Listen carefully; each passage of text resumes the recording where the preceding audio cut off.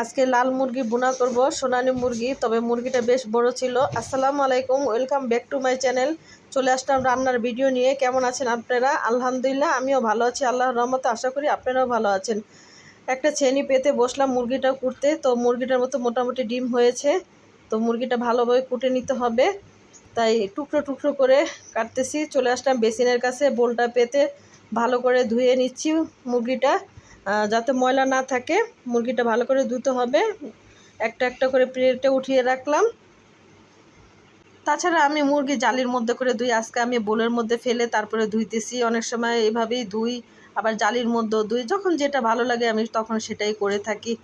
তো আমার মুরগিটা ধোয়ার প্রায় শেষ হয়েছে। চুলার উপরে বসিয়ে দিলাম কড়াই, দিয়ে দিলাম তেল, সয়াবিন তেল, দিয়ে দিলাম পেঁয়াজ পরিমাণ মতন।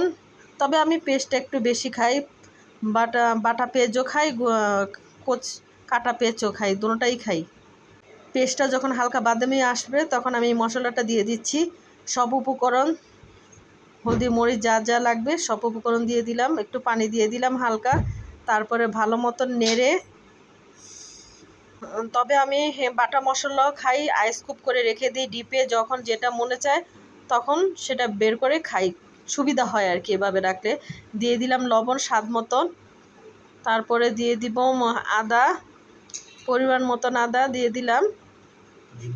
ভালো করে নেড়ে তারপরে দিয়ে দিব পেঁয়াজ।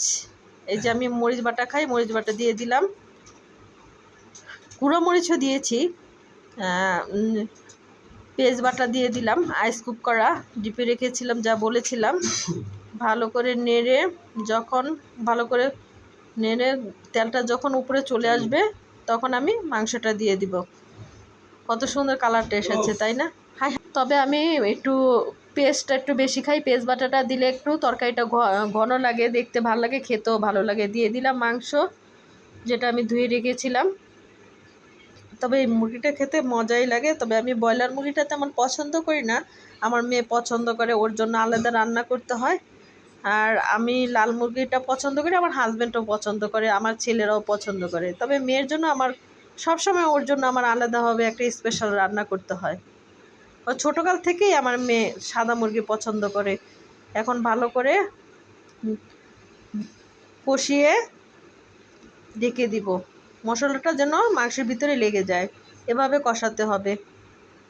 এদিকে আবার হাজব্যান্ডে বলছিল যে আমার লাল মুরগিও খেতে ইচ্ছা করে, বা চাউলের রুটিও বানাতে পারো না, ওগুলো আমার খেতে ইচ্ছা করে। তো একদিন সময় করে হাজব্যান্ডকে খাওয়াবো। আজকে আমার সময় নেই হাতে, ঝটপট রান্না করতেছি। এমনিতেই ফেসবুকে অনেক কাজ পড়ে রয়েছে, এর জন্য ঝটপট রান্না করতেছি।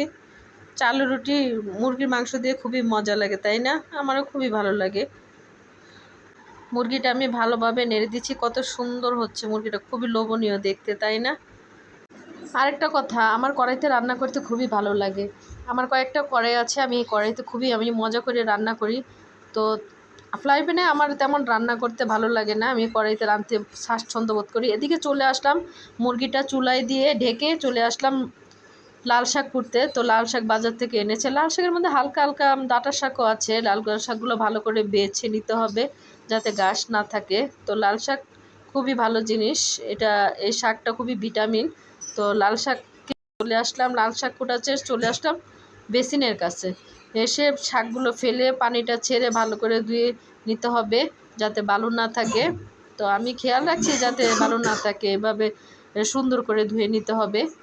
আর লাল শাকটা বেশি পছন্দ করে আমার ছেলে মেয়েরা, ওদের জন্যই আমি লাল শাকটা করি। আর আমার সবচেয়ে শাকের ভিতরে ভালো লাগে লাউ শাক আর পুঁই শাক, আমার খুবই ফেভারিট জিনিস। আর লাল শাকটা মোটামুটি পছন্দ, তেমন পছন্দ না, তারপরও খাই, কি আর করা, ছেলেমেয়েরা পছন্দ করে, খেতে তো হবেই। চলে আসলাম এদিকে, মুরগি চুলায় দিয়েছিলাম, তা দেখতে আসলাম মুরগি প্রায় হয়ে গেছে। একটু হালকা পাতলা কাঁচামরিচ দিয়ে দিলাম যাতে ফ্লেভারটা খুব আসে, এর জন্য ভালো করে লাগা দিয়ে আমি নামিয়ে ফেলবো। তবে হ্যাঁ, একটা কথা বলতে ভুলে গেছি, এই কষানোর ভিতরে আমি কিন্তু রসুন দিয়েছিলাম। আল্লাহ হাফেজ।